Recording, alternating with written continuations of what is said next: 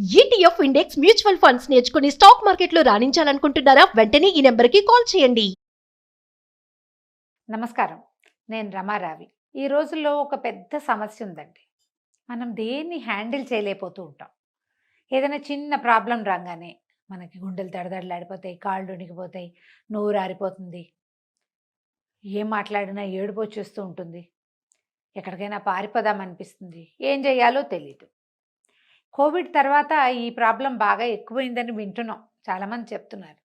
అదే కాకుండా post partum అంటే డెలివరీల తర్వాత కూడా, లేదా ఏదైనా ఆపరేషన్ అయిన తర్వాత, డెలివరీస్ తర్వాత ఆపరేషన్ తర్వాత అక్కడి నుంచి ఏదైనా పెద్ద ప్రమాదానికి లోనయ్యి కోలుకున్నాం అనుకోండి, దాని తర్వాత కూడా ఏదో కొంప మునిగిపోతుంది అనుకుంటాం, తర్వాత మెల్లిగా కోలుకుంటాం. కానీ అలాంటప్పుడు ఏంటంటే ఈ భయాలు మొదలవుతాయి ఏదో ఒక విషయం పట్ల. అదొకటి. అక్కడి నుంచి ఏ చిన్న ప్రాబ్లం వచ్చినా దాన్ని హ్యాండిల్ చేయలేము. ఏదొచ్చినా సరే టెన్షన్గా ఉంటుంది. తర్వాత ఏదో కోపపై పనిలో పడినా కూడా ఆ జరిగిపోయిన విషయం మనని కలత పెడుతూనే ఉంటుంది. ఇలాంటి స్ట్రెస్ని హ్యాండిల్ చేయలేకపోతున్నామా అనేది మొదట ఆలోచించండి. మనకి కాళ్ళు వణకటము, ఏం చేయాలో తెలియపోవటము, వీటితోటి కొంతమంది ఏం చేస్తారంటే పిచ్చి పిచ్చిగా దేవాలయాలకి పరిగెడతారు. నేను కూడా ఉన్నానండి అందులో. నాకు కూడా స్ట్రెస్ వస్తే నేను గుళ్ళోకి వెళ్ళిపోవాలనుకుంటా. దేవాలయాలకు వెళ్ళిపోతాం. ఏదో దేవుడివి అవి ఇవి ఇవి అవి అవి ఎన్నో రకాల పూజలు పెట్టేసుకుంటాం. ఆ పూజ చేద్దాం, ఈ పూజ చేద్దాం, ఆ గుళ్ళోకి వెళ్దాం, ఆ ఊరు వెళ్దాం, ఈ ఊరు వెళ్దాం, ఈ తీర్థం, ఆ క్షేత్రం, గురుగారు చెప్పారు ఫలానా అరుణాచల్ ప్రదక్షిణ చేస్తే తీరిపోతుందని నెల నెల అరుణాచలం వెళ్ళిపోయే వాళ్ళు కూడా కనపడతారు మనకి. ఇవి కాకుండా ఇదొక సమస్య. దీంతో పాటు ఇంకా ఏం చేస్తామంటే ఈ స్ట్రెస్ని, చిన్న ప్రాబ్లమ్ని హ్యాండిల్ చేయలేకపోవడంతో ఇంట్లో వాళ్ళతోటి పోట్లాటలు, అది భర్తతోటో, అత్తగారితోటో, పిల్లలతోటో, ఎవరో ఒకరితోటి పోట్లాడేసేయటం, అరిచి కేకలు పెట్టడము, వస్తువులు పగలగొట్టేయటము, చేతిలోనో విసిరేయటం, స్ట్రెస్ని హ్యాండిల్ చేయలేక. ఎవరు చేస్తారండి అంటే బోళంత మంది ఉన్నారండి చేసేవాళ్ళు. మనం చేయమంతే. ఎవరో కొంతమంది ఉంటారు స్ట్రెస్ హ్యాండిల్ చేయలేక ఈ పని చేస్తారు. ఇంకా కొంతమంది తెగ తినేస్తారు. స్ట్రెస్ ఈటింగ్ అంటున్నారు. ఈ మధ్య నా దగ్గర ఒక కేసు కూడా వచ్చింది. స్ట్రెస్ తోటి విపరీతంగా నిద్రపోతారట ఆవిడ, పడుకునే ఉంటారట. నిద్ర పట్టకపోతే ఓ ట్యాబ్లెట్ ఏదైనా వేసేసుకుంటున్నారు నిద్ర కోసం. అన్ని సమస్యలేనండి ఇవి. మనం సమస్య నుంచి పారిపోకూడదు. సాల్వ్ చేయలేని సమస్యలు ఉంటాయి, తప్పకుండా ఉన్నాయి. కొన్ని ఉంటాయి, అన్నీ కాదు. కొన్నిటికి కాలమే సమాధానం చెప్తుంది. కొన్నిటిని మనమే సార్ట్అవుట్ చేయగలుగుతాం. కొన్నిటిని ఇతరుల సహాయంతో సార్ట్అవుట్ చేసుకుంటాం. ఎవరో ఒకళ్ళు దొరుకుతారండి. నమ్మకం మీద ఉండాలి. సాల్వ్ చేయలేని ఏ సమస్య లోకంలో లేదు.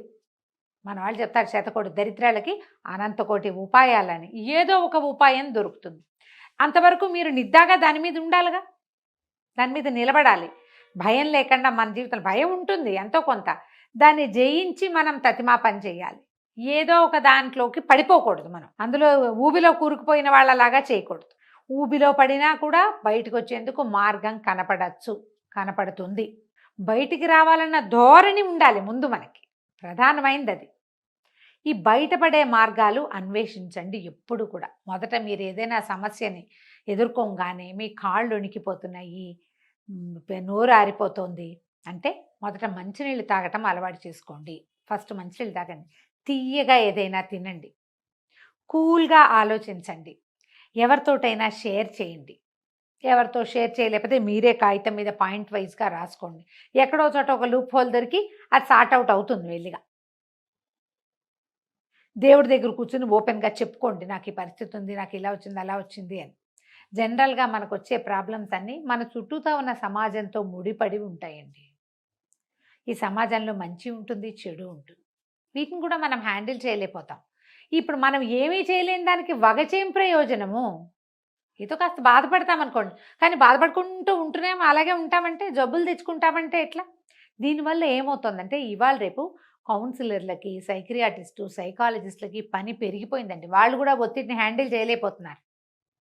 వాళ్ళ వల్ల కూడా కావటల్లా.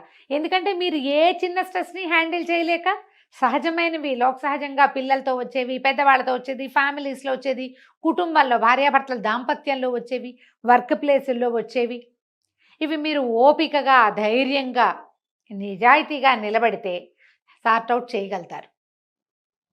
దీనికి ఎంతసేపు ఎవరో ఒకళ్ళ సహాయం కావాల్సిందేనని అనుకోవద్దు. సహాయం తీసుకోవాలి తప్పకుండా. ఎంత మన వల్ల కానప్పుడు. మనం దీనికి ఏం చేస్తున్నాం, మన చుట్టూ క్లోజ్ సర్కిల్ ఉంటుంది చూడండి, బాగా దగ్గర వాళ్ళు. ఈ సమస్య ఆడవాళ్ళది అనుకోండి, వాళ్ళ భర్తలు, అత్తగారులు, మామగారులు, ఆడపడుచులు, మరుదులు, క్లోజ్ ఫ్యామిలీ, అమ్మ నాన్న, అన్నయ్య, అక్కయ్య, చెల్లి ఉంటే వాళ్ళు, మన మేనత్తలు, మన పెద్దమ్మలు, మన పిన్నులు, వీళ్ళెవరిదైనా సహాయం తీసుకోవాలి. దీనికోసం మీరు మానవ సంబంధాలు బాగుపరుచుకోవాలి. ఇది పెట్టుకోవాలి మొదట. తర్వాత క్లోజ్ ఫ్రెండ్స్, క్లోజ్ కలీగ్స్, ఒక్కొక్కసారి మన వర్క్ ప్లేస్లో వాళ్ళు కూడా మనకి ప్రాణ స్నేహితులుగా ఉంటారు. వాళ్ళతోటి, వీళ్ళందరితోటి సంబంధ బాంధవ్యాలు సరిగ్గా మెయింటైన్ చేస్తే మీకు స్ట్రెస్ హ్యాండ్లింగ్ ఈజీ అవుతుంది. ఈ మధ్య ఒక 90 కేజీలు ఒక పాప కనపడింది నాకు తెలిసి 60-70 ఉండేది, బాగుండేది అందంగా. ఏమిటమ్మా ఏంట్రా బాగా పాడయ్యావన్నా, లావయ్యావు అంటే పిల్ల హర్ట్ అవుతుందేమోనని అంటే ఆ అమ్మాయి చెప్పింది, చాలా స్ట్రెస్ ఈటింగ్ అంటే దీన్ని ఎట్లా హ్యాండిల్ చేయాలో తెలియదు నాకు అని. ముచ్చటైన చిలక లాంటి పిల్ల. స్ట్రెస్ ఏంటంటే జాబు, ఫ్యామిలీ సరిగ్గా చేసుకోలేక స్ట్రెస్ వచ్చినప్పుడల్లా తినేసి లావైపోయిందట. ఇదేం చెప్పండి, 25-30 ఏళ్ల వాళ్ళు 2 రకాల స్ట్రెస్సులు తీసుకోలేరు. ఆడవాళ్ళు అంటేనే మల్టీ టాస్కర్స్ కదా. మనం పిల్లల్ని హ్యాండిల్ చేయగలుగుతాం, భర్తల్ని హ్యాండిల్ చేయగలుగుతాం, చేసేవాళ్ళం, మన అమ్మలు చేసేవాళ్ళు, మన అక్కయ్యలు, మన మేనత్తలు వీళ్ళంతా చేసేవాళ్ళు. మనం ఎందుకు చేయలేకపోతున్నాం? ఎందుకు చేయలేకపోతాం అంటే నేను చెయ్యలేను అనే భావంతో చేయలేకపోతున్నామని అర్థం చేసుకోండి. అమ్మో నా వల్ల కాదు, ఇలా అయితే నా వల్ల కాదు, అదైతే నా వల్ల కాదు, ఇవన్నీ నేను చేయలేను, ఇదంతా నాతోని కాదు, ఈ డైలాగులు. I can't handle this anymore ఏమంటారు, I won't handle this anymore. ముందు ఐ కాంట్ అంటారు, నా వల్ల కాదు అని, తర్వాత నేను చేయను అంటారు. చేయనంటే ఇక నిన్నెవడు హ్యాండిల్ చేస్తాడు? పూట ఎవరు చేస్తారు మన హ్యాండ్లింగ్? మనని మనమే చేసుకోవాలి కదా. దాంతోపాటుగా మనకి పిల్లలు ఉంటారు, మనకి ఫ్యామిలీ ఉంటుంది, మన ఉద్యోగంలో కొన్ని బాధ్యతలు ఉంటాయి, సమాజం పట్ల మనకి కొంత బాధ్యత ఉండాలి మనుషులంగా. అవన్నీ ఎట్లా అవుతుంది? అవన్నీ ఎలా చేయగలుగుతాం? ఆలోచించండి. ముందు మనని మనం హ్యాండిల్ చేసుకోవాలి. స్ట్రెస్ వచ్చినప్పుడు ఏదైనా చిన్నది రాగానే ఎవరికి చెప్పేద్దామా, ఎవరికి చెప్పేసుకుందామా అనుకోకండి. చచ్చిపోదామా, లేకపోతే అదొకటి ఉంది అన్నిటికీ. చచ్చిపోతే పీడ పోతాను, నువ్వు చచ్చిపోతే నీ పీడ పోతుంది, నీకు పోతుంది, నీ పీడ మిగిలిన వాళ్ళకి పోదుగా. సమాజం మీద నువ్వు వేసే ముద్ర ఎప్పటికీ పోదు. హ్యాండిల్ చేయలేకపోతే చచ్చిపో అని నేర్పిస్తున్నావు నువ్వు. అదే మనం మనుషులుగా నేర్పించాల్సింది కాదు కదా. నిలిచి నిలబడి ఎదురొడ్డి పోరాడండి. సమస్యలందరికీ వస్తాయి. దైవ సహాయం తీసుకోండి, స్నేహితుల సహాయం తీసుకోండి, కుటుంబ సహాయం తీసుకోండి. ఇదేమీ కుదరకపోతే నా ఓటి పెద్దకాయలు ఎవరో ఒకళ్ళు దొరుకుతారు, వీళ్ళ సహాయం తీసుకోండి. స్ట్రెస్ని బీట్ చేయండి. నాకు 2 మార్గాలు ఉన్నాయండి. చెప్పేయండి, చింపేయండి, 2. ఎవరో ఒకళ్ళకి చెప్పుకోవాలి. 3-4 చెప్పేస్తే తేలికైపోతుంది. తర్వాత అదే అవుతుంది, జరగాల్సిన వ్యవహారం మెల్లిగా ఎట్లా అవ్వాలంటే అట్లా అవుతుంది. ఇందులో డబ్బులు ముడిపడి ఉంటే పోతాయి. ఇవాళ పోయిన డబ్బులు రేపు రావు, అవే వస్తాయి, ఏం కాదు, ఇలాగని ధైర్యం చెప్పుకోండి. 2వది చింపేయండి. రాసి ఆ కాగితం చింపుతూ ఉండండి. దాన్ని ఎంత చిన్న ముక్క వీలైతే అంత చిన్న ముక్క చింపేసేయండి. చింపేశాక ప్రశాంతంగా ఉంటుందండి.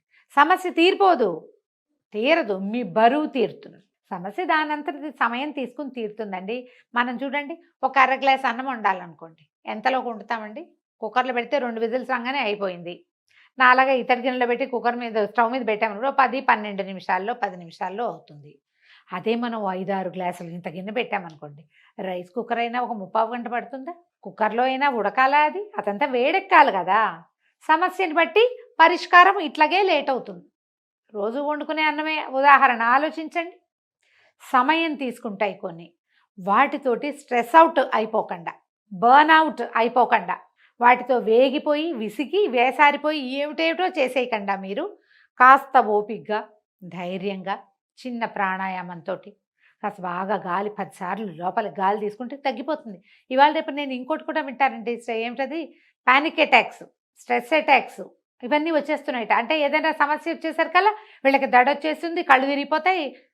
ఏంటండి, మన అమ్మలు పాతకాలంలో హాస్పిటల్స్ లేవు, మందులు లేవు, మాకులు లేవు, మన 14-15 మందిని కనేవాళ్ళు, ఎంత పనైనా చేసేవాళ్ళు, పొద్దున్నుంచి పొద్దుదాకా పనిచేస్తూ ఉండేవాళ్ళు, దేనికి ఏ యంత్ర సహాయము లేకుండా. మరణాలు సంభవించేవి ఇళ్లలో. అవన్నీ ఎట్లా హ్యాండిల్ చేస్తారండి? మనం ఏమిటి 1-2 పిల్లలతోటి ఇవి కూడా చేయలేకపోతున్నాం. అందరికీ స్ట్రెస్ అటాక్స్ వచ్చేస్తే ఎట్లా? మనకి అటాకులకి సమయం ఇవ్వద్దండి అసలు. నాకు స్ట్రెస్ అటాక్స్ వస్తాయి, నాకు పానిక్ అటాక్స్ వస్తాయని ఒప్పుకున్నామా, అది మన నెత్తి మీద భూతంలాగా ఎక్కిపోతుంది. ఎక్కించుకోకండి, దించేసుకోండి బరువు. ఎవరో ఒకరికి చెప్పండి అమ్మా, లేదా మీకు మీరు చెప్పుకోండి. ఏదైనా ప్రార్థన చేసే అలవాటు చేసుకోండి. ప్రార్థన తేలిక చేస్తుంది. ఎవరికైనా సహాయం చేసే అలవాటు ఉంచుకోండి. ప్రార్థన, సహాయాలు ఇవి 2 మిమ్మల్ని ఇలాంటి టైమ్స్‌లో, అంటే ఈ స్ట్రెస్ వచ్చిన సమయంలో ఆదుకుంటాయి. ఆలోచించండి, స్ట్రెస్‌కి దొరికిపోకండి. ఆలోచిస్తారు కదా? నమస్కారం.